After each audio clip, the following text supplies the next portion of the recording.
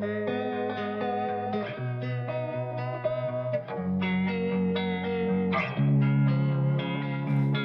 time, I'm fading fast. Debut yang buat semua terkesima. Andrea Dovizioso akui kagum dengan bakat alami yang dimiliki Toprak. Dalam dunia balap, ada kalimat lama yang sering terbukti benar. Bakat sejati selalu menemukan jalannya, bahkan ketika dihadapkan pada tantangan yang sama sekali baru. Mesin boleh berubah, lintasan boleh berbeda, tetapi naluri seorang pembalap tidak pernah hilang. Ia hanya menunggu momen untuk berbicara. Di trek Valencia yang menyimpan banyak cerita bagi para pembalap papan atas, sebuah babak baru Yamaha dimulai. YZR M1 V4, mesin yang menjadi proyek besar pabrikan Garputala, kembali mengaspal. Namun sorotan hari itu tidak hanya untuk mesin barunya. Mata para pengamat, teknisi, dan pembalap lain tertuju pada satu sosok, Toprak Razgatlioglu yang sering dipanggil El Turco, yang kini resmi memulai petualangan baru bersama Pramac Yamaha di panggung MotoGP. Sebagai pendatang baru, Toprak tiba tanpa banyak ekspektasi yang membebani. Ia datang sebagai juara, tetapi juga sebagai murid baru di kelas prototype. Namun dari detik pertama ia keluar pit lane, semua berubah. Keberaniannya, kehalusan pengendaliannya, serta konsistensinya mulai menarik perhatian. Meski hari itu ia menutup tes di urutan ke-18, hasil itu hanya menjadi angka yang tidak mencerminkan apa yang sebenarnya terjadi di lintasan. Di balik layar, Anda sosok yang menyaksikan perkembangan itu dengan cermat. Andrea Dovizioso, mantan pembalap MotoGP yang kini menjadi pilar dalam pengembangan YZR M1 V4. Dovi dengan jam terbang luar biasa dalam membaca karakter motor, tidak butuh waktu lama untuk merasakan sesuatu yang berbeda dari cara Toprak bekerja. Selama sesi berjalan, Dovizioso beberapa kali terlihat mengamati titik pengereman Toprak, caranya mengarahkan motor ke apex, serta bagaimana ia bereaksi terhadap perubahan performa ban Michelin. Ketika sesi berakhir, komentarnya begitu lugas namun penuh kekaguman. Ya, ini bagus untuk masa depan. Saya kira dia hanya perlu lebih banyak putaran untuk mendapatkan kecepatan aslinya. Saya yakin dia mampu mengeluarkan potensi asli mesin V4 ini nanti, ujar Dovi. Pernyataan itu menunjukkan dua hal. Pertama, potensi mesin V4 sangat besar. Kedua, Toprak adalah pembalap yang bisa membangkitkan potensi itu lebih cepat dari yang diperkirakan Yamaha. Perpaduan pembalap dan mesin yang baru saja bertemu itu terasa menjanjikan. Sebuah pertemuan yang tepat pada waktu yang tepat. Dovizioso kemudian berbicara dengan semangat lebih tinggi saat membahas adaptasi Toprak pada aspek teknis yang biasanya menjadi tantangan besar bagi pendatang baru MotoGP, pengereman. Bakat alaminya sangat unik. Dia mampu sangat cepat beradaptasi dengan pengereman dan bagaimana dia mengelola putaran dengan ban Michelin. Saya terkejut. Dia mampu mengubah cara pengereman dari superbike ke motor prototype ini dengan sangat cepat. Itu luar biasa, ungkapnya. Komentar itu mencerminkan sesuatu yang lebih dalam, bahwa Toprak memiliki cara membaca motor yang tidak dimiliki banyak pembalap. Dalam superbike, gaya pengeremannya dikenal paling agresif dan ekstrim, tetapi di MotoGP, adaptasi diperlukan dan ia melakukannya tanpa harus menghapus identitasnya. Perubahan terjadi secara organik, bukan paksaan. Justru disitulah letak nilai istimewanya. Di pedok, beberapa teknisi Yamaha yang bertugas mengelola ban Michelin hari itu juga terlihat berdiskusi sambil memperhatikan data telemetri Toprak, gerakan roda depan, stabilitas motor di titik pengereman, dan bagaimana ia menjaga suhu ban dalam rentang optimal menjadi pusat analisis. Dari grafik pertama saja, terlihat sesuatu yang jelas. Toprak bukan pembalap yang hanya mencoba-coba, ia mempelajari setiap lap dengan tujuan.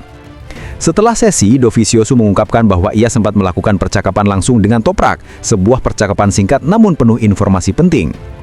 Ya, saya sudah berbicara dengan dia. Saya mengatakan, kamu perlu hanya melaju dengan gaya seperti biasa dengan bakat alamimu. Kamu hanya perlu mengubah hal kecil seperti pengereman dan penyesuaian pada ban. Dan saya kira dengan sesuatu yang dia miliki, kami punya potensi besar untuk berada di barisan depan musim depan nanti, ujar Dovi. Kalimat itu memberi gambaran bahwa Yamaha tidak hanya melihat Toprak sebagai pembalap pengganti atau sekedar eksperimen. Mereka melihatnya sebagai pondasi masa depan, seseorang yang bisa membawa mesin V4 di tempat yang mereka inginkan. Faktor lain yang membuat debut ini menarik adalah bagaimana Toprak berinteraksi dengan motor yang sepenuhnya berbeda dari apa yang ia gunakan sebelumnya. YZR M1 V4 memiliki karakter baru, torsi berbeda, respon gas yang berbeda, dan dinamika pengereman yang jauh lebih sensitif. Namun Toprak memperlihatkan kemampuan membaca detail-detail itu dengan cepat. Lap-lap awalnya penuh kehati-hatian, tetapi semakin siang ritmenya mulai terlihat. Akselerasi keluar tikungan lebih kersih, pengereman semakin stabil, dan garis balapnya mulai konsisten. Dari luar banyak yang mengatakan Toprak seperti sedang membangun rumah, tidak tergesa-gesa, tetapi setiap bata yang ia pasang ditempatkan dengan penuh perhitungan. Beberapa kru pramak Yamaha bahkan terlihat tersenyum saat pertemuan teknis usai sesi selesai. Mereka menyebut Toprak membelajar cepat dengan rasa hafar yang tak pernah padam. Sementara bagi Yamaha yang baru saja memasuki era besar dengan V4, kehadiran pembalap seperti ini adalah anugerah teknis sekaligus psikologis. Meski berada di posisi ke-18, itu tak pernah menjadi fokus hari itu. Yang menjadi pusat perhatian adalah bagaimana ia melaju, bukan di mana ia berakhir. Dan dalam konteks itu, Toprak menang telak. Ia menunjukkan tanda-tanda awal seorang pembalap yang tidak hanya bisa cepat, tetapi juga mampu menjadi bagian penting dalam pengembangan sebuah motor prototipe dari nol. Seiring matahari mulai turun dan suasana pedok mereda, Dovizioso menutup komentarnya dengan kesederhanaan yang justru menyeratkan optimisme besar. Ya, benar, dia hanya perlu lebih banyak putaran. Sebuah kalimat singkat yang mengandung makna bahwa apa yang terlihat hari itu baru bagian kecil dari potensi besar yang lebih dalam. Dengan lebih banyak waktu, pengalaman dan pemahaman mesin, Toprak bukan hanya bisa cepat, ia bisa menjadi pusat perubahan besar Yamaha. Darah juara dari Cervera, Marc dan Alex Marquez ukir sejarah emas MotoGP 2025. Begini reaksi takjub Casey Stoner melihat fenomena dua bersaudara ini. Ada kalimat yang sering diucapkan oleh para pembalap legendaris. Kecepatan bisa dipelajari, tapi nyali adalah bawaan lahir. Kalimat itu seolah menemukan bentuk nyatanya dalam perjalanan dua bersaudara asal Spanyol, Marc Marquez dan Alex Marquez, yang tahun ini menulis kisah paling menakjubkan dalam sejarah modern MotoGP. Di dunia yang penuh kompetisi tanpa ampun, jarang sekali kita melihat dua darah satu keluarga berdiri berdampingan di puncak klasemen dunia. Namun musim 2025 membalik sejarah itu. Marc Marquez, sang kakak, mengunci gelar juara dunia di Motegi dengan performa dominan sepanjang musim. Sementara Alex Marquez, sang adik, menutup musim dengan status runner-up dunia, menandai era baru di mana nama Marquez tak sekedar legenda, tapi dinasti. Dari awal musim, aroma kebangkitan sudah tercium. Marc, yang sempat diragukan setelah pindah ke tim baru, justru tampil menggila. Setiap tikungan, setiap manuver, seolah menegaskan bahwa cedera bertahun-tahun tidak pernah memadamkan insting juaranya. Alex di sisi lain, datang tanpa banyak janji besar. Namun langkahnya konsisten, ritmenya stabil, dan perlahan tapi pasti, ia memanjat klasemen, hingga akhirnya menyegel posisi kedua dunia di Sepang. Podium yang terasa seperti mahkota untuk kerja keras tanpa sorotan. Legenda dua kali juara dunia, Casey Stoner, yang kini lebih banyak mengamati dari jauh, tak bisa menahan kekagungannya. Saya pikir kita sedang menyaksikan sesuatu yang luar biasa. Marc selalu menjadi simbol agresi dan keteguhan. Sementara Alex menunjukkan versi yang lebih halus, tapi sama efektifnya. Ketika dua gaya berbeda bisa menghasilkan hasil yang sama tinggi, itu bukti mereka lahir untuk menang, ujar Stoner. Di balik dominasi ini ada kisah keluarga yang jarang diketahui publik. Keduanya tumbuh di bawah bimbingan ayah mereka, Julia Marquez, yang memperkenalkan dunia motor sejak usia dini. Di rumah kecil mereka di Cervera, suara mesin dan aroma oli sudah menjadi bagian dari keseharian. Marc, sang sulung, dikenal ambisius sejak kecil. Ia selalu ingin menjadi yang tercepat, bahkan di jalanan kecil di depan rumah. Alex berbeda, lebih tenang, lebih metodis, tapi di balik ketenangannya tersimpan tekad yang sama besarnya. Musim 2025 seolah menjadi jawaban bagi perjalanan panjang itu. Marc membuktikan bahwa ia belum habis. Ia bukan hanya kembali, tapi menegaskan bahwa darah juara tidak mengenal usia. Alex membuktikan bahwa ketekunan bisa menandingi bakat alam. Ia bukan bayangan kakaknya, melainkan cermin yang memantulkan versi lain dari kehebatan yang sama. Casey Stoner menilai fenomena ini lebih dari sekedar statistik.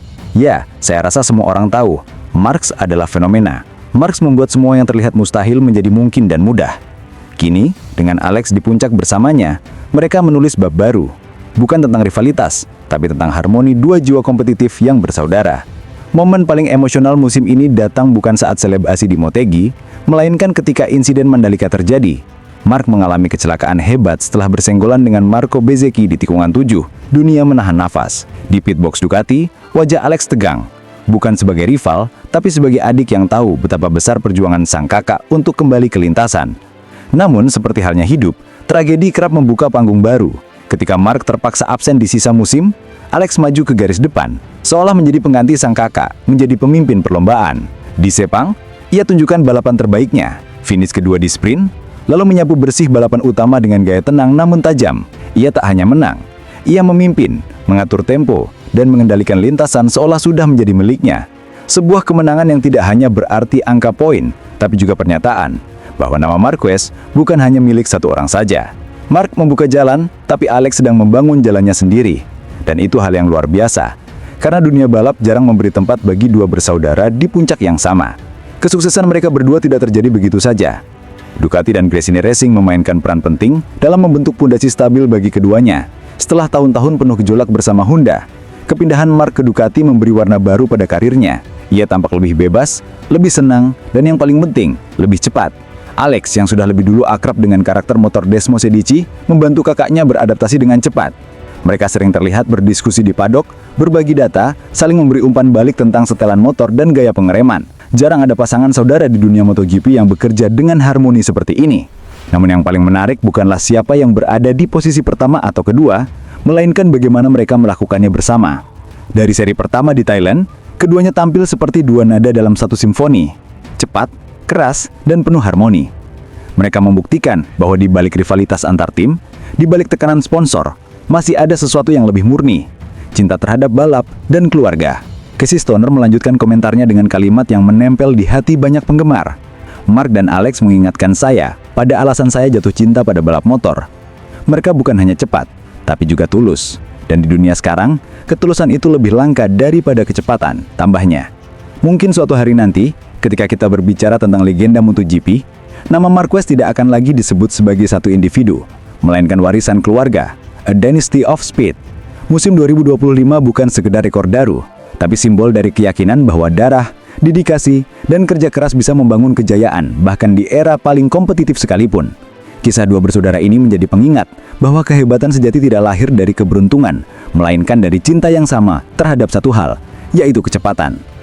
Dan bagi Casey Stoner, bagi para penggemar dan bagi dunia balap itu sendiri, Mark dan Alex Marquez bukan sekedar pembalap. Mereka adalah cermin bahwa keberanian bisa menular dalam satu keluarga, dan bahwa darah yang sama bisa melahirkan dua legenda dengan cara yang berbeda. Musim 2025 berjalan bukan dengan satu pemenang, melainkan dengan dua hati yang berpacu di lintasan yang sama. Dua saudara, satu impian, satu sejarah. Puig dan bayang-bayang Marquez saat Honda mulai bangkit dan belajar menang tanpa sang raja. Ada masa ketika kemenangan terasa mudah, hingga akhirnya kamu menyadari bukan kemenangan yang membuatmu hebat, tapi bagaimana kamu bangkit ketika semuanya hilang. Ucapan itu terdengar seperti refleksi seorang veteran perang. Tapi di dunia MotoGP, kalimat itu menggambarkan perasaan Alberto Puig dengan sangat tepat. Ia tahu betul rasanya memimpin tim yang pernah begitu perkasa, lalu perlahan kehilangan cahayanya. Kini, di tengah peralihan besar di Honda, Puig sedang menapaki jalur sulit, membangun kembali kejayaan tanpa bayangan Marc Marquez. Joan Mir baru saja membawa tim itu kembali naik ke podium keduanya musim ini setelah di Motegi. Hasil yang mungkin sederhana bagi pabrikan sebesar Honda, tapi bermakna luar biasa setelah musim-musim penuh keterpulukan. Podium ini penting untuk kami. Ini bukan soal trofi, tapi tentang arah. Kami butuh sesuatu yang membuat semua orang percaya bahwa Honda masih bisa, ujar Puig pelan. Sebuah kalimat singkat tapi maknanya luas. Di balik nada tenangnya, ada beban yang tak kecil. Puig tak pernah menutupi fakta bahwa kehilangan Marquez adalah kehilangan paling berat dalam sejarah tim ini. Namun dia juga menolak untuk terjebak dalam nostalgia. Sejak awal musim, ia menegaskan Honda harus berhenti hidup dari masa lalu, mereka harus menciptakan masa depan baru, bahkan jika jalannya tak semudah dulu. Mungkin kami tak akan pernah menemukan pembalap seperti Mark lagi, tapi itu bukan alasan untuk berhenti. Dunia balap tidak menunggu siapapun, ucapnya jujur. Bagi Puig, Marquez adalah simbol sekaligus pelajaran. Ia datang dengan keberanian yang tak biasa, menembus batas fisik dan logika mesin, membawa Honda ke level yang sulit ditandingi. Namun sekaligus, ketergantungan terhadap satu sosok itu membuat Honda rapuh ketika ia pergi. Itulah yang kini sedang ia ubah. Puig ingin membangun tim yang kuat karena sistem, bukan karena satu nama. Ia percaya Honda harus belajar dari masa keemasannya sendiri, lalu menyesuaikan diri dengan dinamika modern, di mana kecepatan bukan hanya dari tenaga mesin, tapi juga adaptasi teknologi, data, dan kerja kolektif. Dulu kami bisa mengandalkan satu pembalap untuk menutupi kelemahan motor. Sekarang, kami harus memastikan motornya sendiri bisa melindungi pembalapnya, kata Puig. Di bawah arahannya, Honda memulai restrukturisasi besar. Departemen teknis di Jepang diperkuat, kolaborasi dengan insinyur Eropa dibuka lebih luas, dan fokus pada komunikasi antara tim pengembang dan pembalap ditingkatkan. Semua dilakukan dengan tujuan yang jelas, mengembalikan motor Honda ke level kompetitif tanpa mengorbankan karakter khasnya. Namun perjalanan itu tak mudah. Dunia MotoGP kini didominasi Ducati dengan sistem teknis yang hampir sempurna.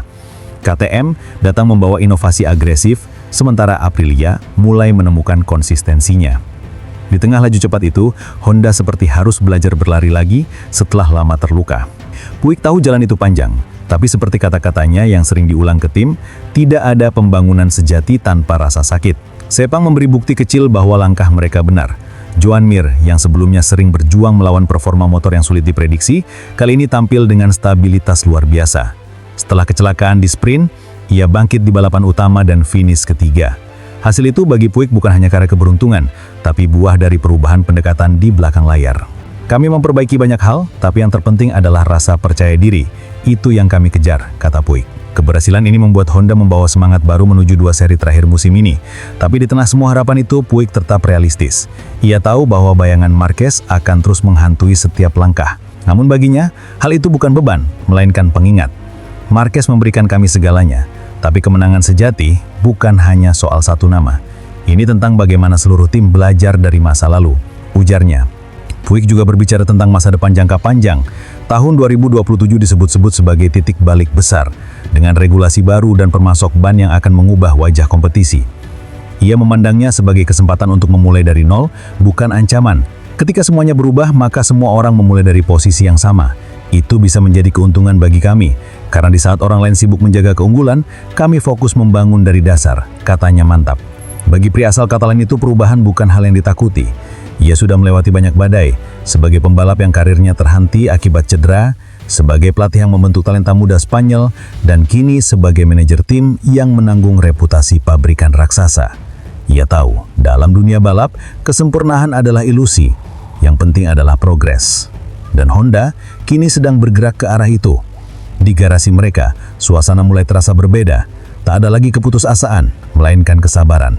Para mekanik bekerja dengan ritme yang tenang, para insinyur berdiskusi lebih terbuka, dan para pembalap mulai menemukan kepercayaan diri yang dulu hilang.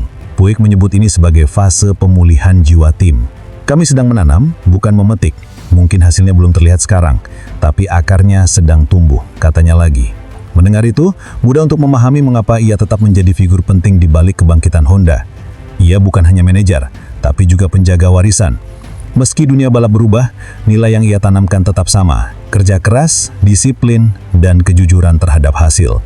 Kini, banyak yang bertanya, apakah Honda bisa kembali berjaya tanpa Marquez? Puig tak memberi jawaban pasti. Ia hanya tersenyum tipis dan berkata, sejarah selalu menulis bab baru. Kadang, bab itu dimulai dari kehilangan terbesar. Dan mungkin benar, tak akan ada lagi pembalap seperti Marc Marquez. Tapi mungkin juga, itu bukan hal buruk. Karena dari kehilangan itu, Honda belajar arti kemenangan sejati. Bukan tentang siapa yang menungganginya, tapi tentang siapa yang tetap berjuang di baliknya. Kami tidak mencari pengganti Marc, kami mencari cara untuk menjadi lebih baik dari sebelumnya, ujar Puig. Dan di sanalah kekuatan Honda sebenarnya. Bukan pada masa lalu yang gemilang, tapi pada keberanian untuk menatap masa depan tanpa ragu. Pedro Acosta sukses raih podium kedua di Sepang. Strategi ekstrim dan berani yang mengubah segalanya. Keberanian tidak selalu lahir dari kekuatan, tetapi dari keyakinan bahwa satu langkah berbeda bisa mengubah segalanya. Di sirkuit Sepang yang terkenal panas dan menuntut, Pedro Acosta membuktikan arti sesungguhnya dari keberanian itu. Dalam akhir pekan yang dimulai dengan tekanan besar dan rasa frustrasi, pembalap muda KTM tersebut justru tampil dengan keputusan paling ekstrim sepanjang musim. Sebuah langkah yang mengubah arah balapan dan sukses antarkan dirinya ke podium. Masalah yang menimpa KTM bukan hal baru. Dalam beberapa seri terakhir, tim asal Austria itu terus bergulat dengan degradasi ban belakang yang parah, termasuk di sprint Sepang, di mana performa ban mereka kembali menjadi titik lemah. Situasi ini membuat banyak pihak pesimistis bahwa Acosta bisa bertahan hingga garis finish, apalagi bersaing di posisi depan. Hasil sesi pemanasan yang menempatkannya di posisi ke-14 seolah mempertegas bahwa akhir pekan ini akan berjalan sulit. Namun justru dari titik terendah itulah Acosta memutuskan untuk melawan dengan cara yang berbeda. Di dalam garasi KTM, suasana tegang. Tim mencoba berbagai pengaturan, menyesuaikan tenaga motor agar ban tidak cepat terkikis, namun hasilnya tetap tidak memuaskan. Acosta sendiri terlihat gelisah. Namun bukannya menyerah, ia justru memilih jalan yang hampir tak pernah dipilih pembalap di era modern, menonaktifkan sebagian besar kontrol elektronik motornya. Bagi kebanyakan orang di pedok, langkah itu terdengar gila. Tapi bagi Acosta, ini adalah satu-satunya cara untuk menemukan keseimbangan antara manusia dan mesin. Saya sangat kesal setelah sesi pemanasan. Kami mengubah sesuatu di motor dan kehilangan tenaga di 2 tikungan terakhir. Saya kalah banyak waktu di sana, kata Acosta. Namun dari kekecewaan itulah muncul keputusan yang berani. Alih-alih menambah dukungan sistem elektronik untuk menjaga ban, ia memilih sebaliknya. Saya bilang ke tim, kita tidak bisa lebih buruk dari ini. Kalau gagal, salah saya. Jadi saya minta semua kontrol elektronik dimatikan dan kami balapan dengan itu, ujarnya Agi. Ketika lampu start menyala, semua mata tertuju pada dua pembalap terdepan, Alex Marquez dan Pecco Bagnaia. Namun di balik mereka, sosok muda bernomor 37 mulai memperlihatkan agresivitas yang tidak biasa. Acosta yang memulai balapan dari posisi kelima langsung merangsek ke depan dan menempel ketat di belakang Pecco. Meski KTM dikenal lebih sulit dikendalikan dibanding motor lain, gaya membalap Acosta yang halus tapi berani membuatnya mampu menjaga kecepatan stabil tanpa kehilangan kendali, bahkan dengan minim bantuan elektronik. Lap-lap awal menjadi duel mental antara Acosta dan Pecco. Keduanya beberapa kali bertukar posisi, dengan Pecco mencoba mempertahankan ritmenya menggunakan tenaga Ducati yang lebih kuat. Namun saat memasuki pertengahan balapan, segalanya mulai berubah. Ban belakang Pecco mulai kehilangan cengkraman, sementara Acosta tetap konsisten. Tanpa sistem traksi otomatis, ia mengandalkan perasaan dan keseimbangan alami tubuhnya untuk menjaga ban tetap hidup. Dengan Pecco selalu seru bertarung, tapi kami menghilangkan banyak waktu di awal. Setelah balapan kemarin sangat sulit, hari ini kami bisa mengelolanya jauh lebih baik, jelas Acosta. Dengan setiap lap yang dilalui, ketenangan Acosta mulai membuahkan hasil. Ritmenya meningkat, kepercayaannya tumbuh, dan lap-lap krusial momen itu datang. Di tikungan keempat yang cepat dan berbahaya, ia menemukan celah kecil di sisi dalam Pecco dan menyalip dengan manuver bersih serta berani. Dalam hitungan detik, posisi kedua menjadi miliknya. Pecco tak mampu membalas karena masalah ban semakin parah dan akhirnya kehilangan banyak waktu hingga mundur dari persaingan podium. Namun di depan, Alex Marquez sudah membuka jarak. Acosta sempat mencoba menekan untuk memperpendek gap, tapi kondisi ban dan suhu lintasan yang semakin panas membuatnya harus berpikir bijak. Dengan Alex memang sedikit lebih cepat di awal, tapi kemudian saya bisa menyamai ritmenya. Dengan 3 lap terakhir, saya pikir saatnya bermain aman, ujarnya. Ia tahu batas antara kemenangan dan kehilangan segalanya hanya setipis cengkraman ban belakangnya, maka ia memilih untuk tidak memaksakan diri. Dengan gaya membalap yang terukur dan penuh kesabaran, Acosta menjaga posisinya hingga garis finish. Ia melintasi bendera kotak-kotak di posisi kedua, tertinggal 2,7 detik dari Alex Marquez. Hasil itu terasa seperti kemenangan tersendiri. Bagi seorang pembalap muda yang baru menjalani musim penuh di kelas utama, keputusan berani untuk melawan arus teknologi dan mengandalkan insting manusia adalah langkah luar biasa. Setelah kemarin balapan yang sulit, hari ini kami mengelolanya jauh lebih baik, kata Acosta dengan senyum puas di wajahnya. Bagi KTM, podium ini menjadi penegasan bahwa mereka masih mampu bersaing di level tertinggi.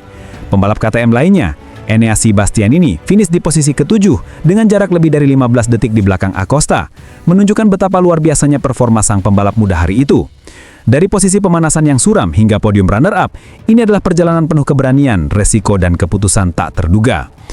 Namun yang paling menarik dari kisah ini bukan hanya hasil akhirnya, melainkan cara Acosta mencapainya. Di tengah era MotoGP yang dipenuhi data, sensor, dan algoritma, ia memilih kembali ke akar balap, rasa, intuisi, dan koneksi langsung antara pembalap dan mesin. Di saat banyak orang percaya bahwa teknologi adalah segalanya, Acosta membuktikan bahwa manusia masih bisa mengalahkan mesin jika berani percaya pada dirinya sendiri. Langkah ekstrimnya di Sepang membuat banyak insinyur di pedok terdiam. Bahkan beberapa analis mengakui bahwa performa ban dan distribusi tenaga motor Acosta justru lebih stabil tanpa intervensi elektronik. Kini, dengan 2 seri terakhir di Portimao dan Valencia, Pedro Acosta berada di posisi kelima klasmen dunia, tertinggal 26 poin dari Pecco. Peluangnya untuk menembus 3 besar masih terbuka, meski tidak mudah. Tapi Sepang telah menunjukkan bahwa pembalap muda berusia 20 tahun itu bukan hanya cepat, melainkan juga cerdas dan berani mengambil keputusan besar di saat semua orang bermain aman. Ia tidak hanya membalap untuk menang, tetapi juga untuk membuktikan sesuatu, bahwa keberanian kadang lebih penting dari pengesempurnaan. Tak ingin